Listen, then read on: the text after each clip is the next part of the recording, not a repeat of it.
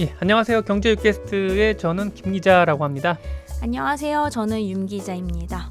예, 저는 112에서 금융을 하고 있는 김유성이라고 하고요. 네. 예, 혹시 시간 나시면은 제 기사나 네이버 프로필에서 응원해 주시면 좋을 것 같아요. 네, 많은 응원 드릴게요.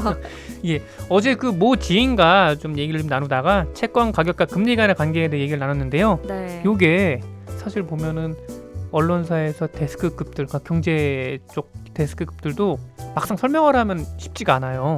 어렵죠, 채권이. 예, 그러니까 뭐 금리가 올라가면 왜 채권 가격이 떨어지느냐, 이게 상식적으로 사람들 알고 있는데 그 메커니즘에 대해서는 뭐 이렇게 좀 쉽지가 않거든요. 네. 그래서 뭐 저도 저 일전에 설명해 드리긴 했습니다만은 이게 워낙에 또 전문화된 영역이고, 그 다음에 일반인들이 좀 다가서기에는 좀 특수한 좀 부분이라서 좀 쉽지가 않긴 한데, 그래도 어쨌든 경기를 알고 채권의 어떤 동향을 알기 위해서는 그 금리가 움직이는 거랑 이걸 볼 필요는 분명히 있긴 하거든요. 네. 그래서 오늘은 금리와 어떤 채권 가격에 대해 다시 한번 또 리마인드 해 드리는 부분에서 설명을 좀 드려볼게요.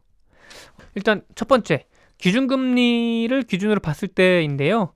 이거는 기준금리 인상이나 인하 시기에 경제지에서 많이 나오는 건데, 왜 기준금리가 떨어지거나 아니면 올라가게 되면은 채권 가격에 영향을 주냐 이건데, 일단은 기준금리가 움직인다고 하면 시장의 이자율이 움직인다고 보셔도 무방해요.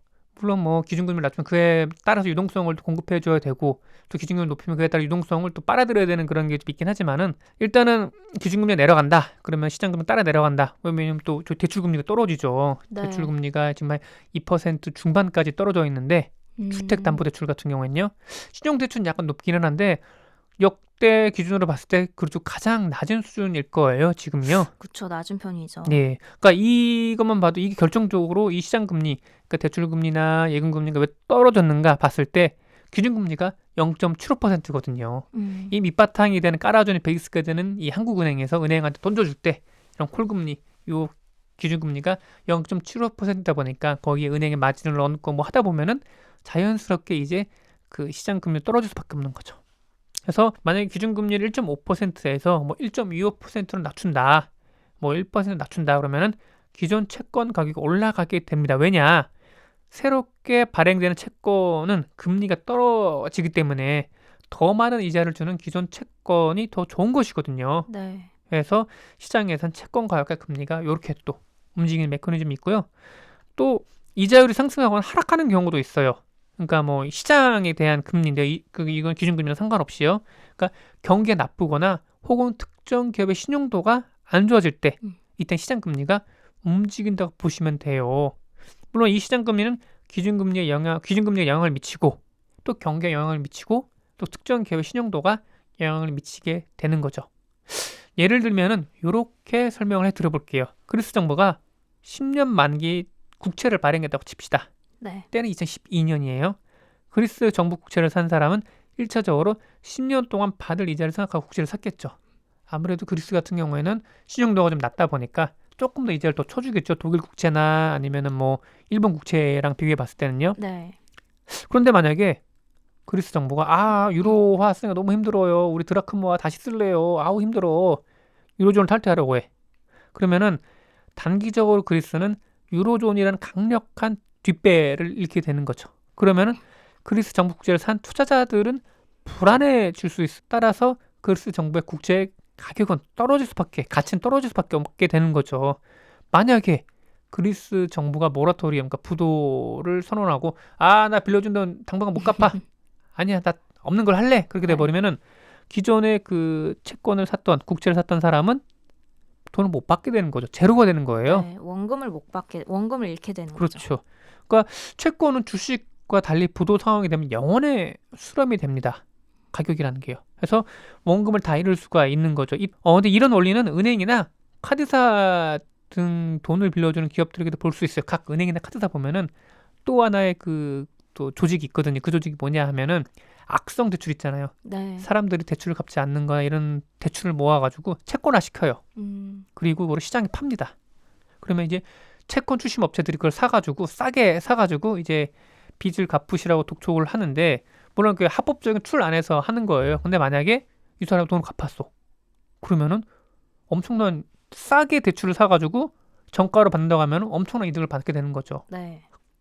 그래서 이런 시장이 또 형성이 돼 있어요. 또 정크본드 시장처럼 이렇게 좀 대출 부실화된 대출이 채권화돼서 거래되는 시장도 분명히 있습니다. 어찌됐건 간에 이런 심리는 뭐냐면은 채권자 입장에 봤을 때는 원금의 일부라도 건지자라는 심리가 있는 거예요. 그렇게 되면은 채권 가격은 원래보다 싸지게 되는 거죠. 부도 위기에 겁을 낸 투자자들이 그리스 국채를 막 던지는 거나 어차피 못 받게 된 은행 대출 채권 아니면 카드 대출 채권을 뭐 파는 거나 같은 원리라고 보시면 돼요. 그리고 그 후에 그리스 정부가 새롭게 국채를 발행한다고 하면은 이전에 뭐 부도나 아니면 돈 안 갚은 전력이 있는 거잖아요. 그러면은 투자자 입장에 봤을 때 못 믿는 거죠. 그렇죠. 다시는 사고 싶지 않을 수도 있죠. 그렇죠. 그렇게 되면은 그리스 정부가 어쩔 수 없이 더 높은 금리를 줄 수밖에 없는 거예요. 네. 그러면은 그리스 국제 채권 가격은 싸진 대신에 금리는 올라가게 되는 거죠. 그 투매된 채권을 산 투자자 입장에서는 고수익을 노릴 수 있어요. 채권을 싸게 사서 이자를 계속해서 받는다면 수익률이 늘어나는 거죠. 그리고 혹여 그리스 정부의 신용도가 높아져서 낮은 금리로 국채를 발행할 수 있게 된다면은 갖고 있던 국채는 더 비싸게 팔 수가 있게 되는 거죠. 그러니까 기존에 있던 국채에 대해서 그리스 정부가 돈을 계속 지급을 하면서 갚을 수 있는 여력이 보인다 그러면은 그 싸게 샀던 그 국채, 그러니까 쓰레기일 줄 알았던 그 국채가 값어치 다시 올라가게 되는 거죠. 그럼 그 국채를 들고 있는 투자자 입장에서는 비싸게 시장에 팔 수 있게 되는 거고요. 또 한 가지는 장기 채권에 대한 투자인데요. 이거는 일전에 제가 말씀을 드리지 않은 거예요. 이거는 장기채 국한된 얘기긴 한데 미국 국채도 30년, 20년, 50년 장기 국채가 있잖아요. 네. 이런 장기채는 사실 30년 뒤 혹은 20년 뒤에 받을 원금은 현재로서는 큰 의미가 없다고 합니다. 왜냐? 물가 상승률로 봤을 때 20년 뒤, 30년 뒤에 원금의 가치가 분명히 떨어져 있을 거기 때문이죠. 그렇죠. 지난 1980년 중반부터 2010년대 중반까지 경제협력개발기구 OECD 이 회원국, 이 선진국의 연평균 소비자 물가 상승률은 5.4%라고 해요. 지금은 그보다 많이 낮겠죠. 근데 이런 식으로 30년 뒤면은 원금의 가치가 5분의 1로 줄어드는 거예요. 예. 그러니까 $10,000 채권인데 막상 만기에 대해서 받게 되면 그 값어치는 이제 $2,000 네. 수준으로 떨어져 있는 거죠. 그래서 장기채의 가치는 그래서 매년 지급한 이자에 따라 가격이 결정이 됩니다. 그 장기채의 가치가 되는 거죠. 사실 원금은 무시해도 되게 되는 게 되는 거죠. 또 장기채 자체가 또 금리가 단기채보다 높다 보니까 투자할 만한 가치가 있는 거죠. 이자를 보고 투자를 그렇죠. 하는 거죠. 예를 들면은 $100의 이자를 지급한 장기 채권이라고 하면은 시장 금리가 5%라고 할 때 이 채권의 가치는 $2,000가 돼요. 이 무슨 얘기냐면은 이거 같은 경우는 $2,000의 채권에서 5% 금리를 받을 때 $100의 이자가 되는 거잖아요. 그렇기 때문에 $100의 이자를 지급한 장기 채권이라고 하면은 그 채권의 가치는 $2,000가 되는 거죠. 네. 그러면은 채권 투자자 입장에 봤을 때는 $2,000 언저리에서 이 채권을 투자할 수 있는 거죠. 뭐 조금 더 비싸게 판다 그러면은 뭐 조금 높게 하는 거고 싸게 네. 판다 그러면은 뭐 $1,500 선은 되는 거고. 만약에 시장 금리가 10%로 상승을 하면 어떻게 될까요? 이게 되면은 매년 이자를 $100 주는 이 채권 입장에 봤을 때는 가치는 $1,000로 떨어지는 셈이에요. 그러니까 내가 만약에 매년 $100를 주는 채권을 들고 있어. 근데 시장 금리가 10%야. 그 즉슨 뭐냐면 그 채권의 가치는 사실상 $1,000나 마찬가지란 거거든요. 가치로 네. 봤을 때는요. 그러면은 채권 투자자 입장에 봤을 때는 $1,000 언저리에서 이 채권에 대한 투자를 고려하겠죠. 그럼 만약에 파는 사람 입장이라고 하면은 좀 싸게 팔려면 $990 이렇게 팔게 되는 거고 좀 채권에 대한 값어치가 좀 있을 것 같아요. 좀 비싸게 판다 그러면 $1,010 이런 게 팔 수 있게 되는 거죠. 근데 만약에 내가 그런 이 채권을 갖고 있었는데 시장 금리가 5%에 있다가 10%로 올랐어. 그러면 내가 갖고 있던 채권의 가치는 $2,000에서 $1,000로 떨어진 거잖아요. 네. 물론 그 가격은 시장에서 결정이 되긴 하겠지만은 어쨌든 간에 가치가 떨어져 버리니까 더불어 가격도 같이 떨어질 수밖에 없게 되는 거죠.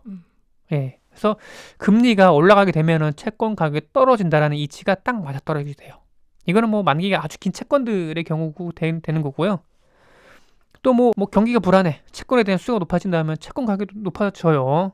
예. 그러면 이후에 발행된 채권 금리가 낮은 수준에서 발행돼서 팔리게 되기도 하고 수익률 기준으로 봤을 때 마이너스 기록할 수 있게 되는 거죠. 그래서 독일 국채의 기준으로 봤을 때 수익률이란 건 금리랑 다른 개념이긴 합니다. 그래서 독일 국채가 안전하다고 생각을 해서 많이 샀어. 근데 경기에 대한 불안감이 이미 작년부터 많이 있었잖아요. 그래서 네. 독일 국채에 대한 수요가 많이 늘어난 거예요. 근데 그럼 독일 국채를 이만큼 샀는데 투자를 샀는데 거기서 나오는 이자는 여기에 비했을 때 마이너스가 되는 경우가 있게 되는 거죠. 그래서 금리는 항상 플러스임에도 불구하고 수익률이 마이너스 되는 그런 요인이긴 하거든요. 그래서 뭐 관련돼서 이후에 채권 금리도 뭐 낮은 수준으로 발행되기도 팔리기도 하고 하는데 네. 예, 일단은 정리를 해드리자면은 채권 가격 금리와 반대로 움직이고요. 채권 금리와 가격 시차가 존재하지만은 기준 금리, 그다음에 발행자의 신용도, 시장 금리 움직임, 인플레이션, 경기 상황에 따라서 움직입니다.